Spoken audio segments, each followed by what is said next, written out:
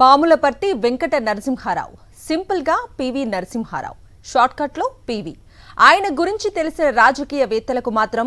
ఆయనో చాణక్యుడు సాహిత్యాన్ని రాజకీయాన్ని సమానంగా ఆదరించిన సవ్యసాచి 15 ఏళ్లకు పైగా భాషల్లో దిట్ట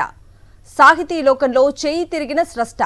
దేశభక్తి విషయంలో రాజీ లేని పోరాట యోధుడు ఆర్థిక శాస్త్రంలో కౌటిల్యునికి తిరుగులేని వారసుడు ఇన్ని లక్షణాలను పుణికిపుచ్చుకున్న ఒకే ఒక్క చాణక్యుడు పివి నరసింహారావు సాహిత్యాన్ని రాజకీయాలను దేశ ప్రగతిని సమాన స్థాయిలో ముందుకు తీసుకెళ్లిన దూరదర్శి మన పివి ఆ ఆర్థిక సంస్కరణల సారథికి అత్యున్నత పౌర పురస్కారం భారతరత్న వరించింది ఈ సందర్భంగా సాక్షి అందిస్తున్న స్పెషల్ ఎడిషన్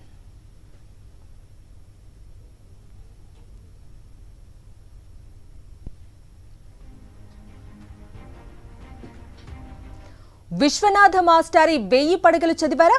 అందులో కనీసం 5-10 పడగలు అర్థమైనా గొప్పే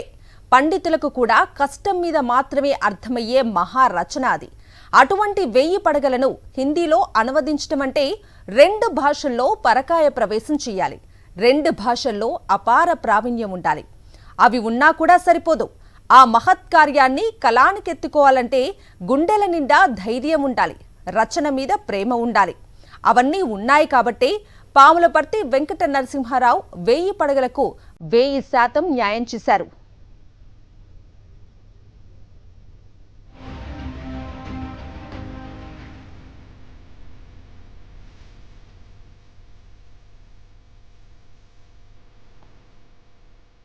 తెలుగు సాహిత్యాన్ని జీవితాంతం ప్రేమించిన పివి సాహితీవేత్తే కాదు బహుభాషా కోవిదుడు కూడా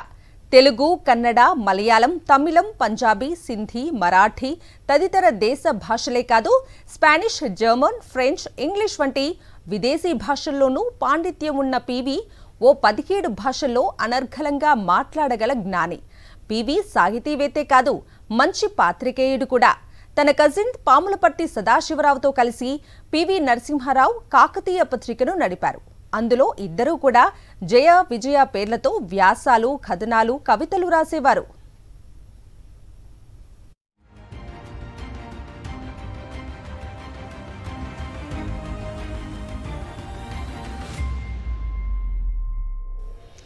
సాహిత్యం ఆయన శ్వాస రాజకీయం ఆయన ధ్యాస రాజకీయాలకు చాణక్యం నేర్పిన మాస్టర్ ఆయన కౌటిల్యుని అర్థశాస్త్రాన్ని నరనరాన జీర్ణం చేసుకున్న మేధావి రాజకీయ చదరంగం ఆటలో ఆయన్ను మించిన ఛాంపియన్ మరొకరు లేరు అందుకే మైనారిటీ ప్రభుత్వాన్ని 5 ఏళ్ల పాటు ఆడుతూ పాడుతూ నడిపించారు సాహిత్యంలోనూ రాజకీయాల్లోనూ జీనియస్ అయిన పివిపై ఒక అపప్రథ ఉంది ఆయన ఏ నిర్ణయం తీసుకోకుండా నిష్క్రియాపరత్వంతో సమస్యలను నాంచుతారని కొందరు ఆరోపిస్తూ ఉంటారు అయితే అది నిజం కాదు మొట్టమొదటిసారిగా ఆయన ఆంధ్రప్రదేశ్ ముఖ్యమంత్రి అయినప్పుడు భూ సంస్కరణల చట్టాన్ని అమలు చేసిన ఏకైక పాలకుడిగా పివి చరిత్ర సృష్టించారు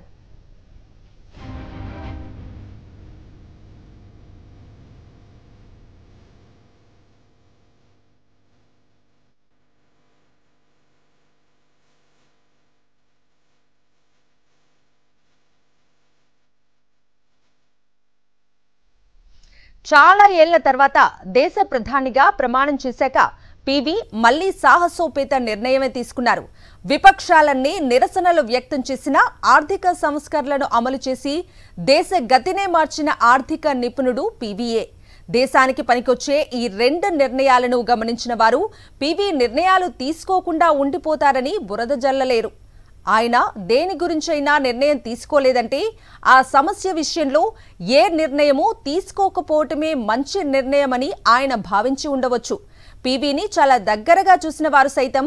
ఆయన గుండెల్లో మౌనంగా ఎగిసిపడే సప్త సముద్రాల ఘోషను గమనించలేరు అందుకే పివియే అందరి మీద జాలితో ఇన్సైడర్ పేరిట తన ఆత్మకథను రాసి జాతికి కానుకగా ఇచ్చి వెళ్లారు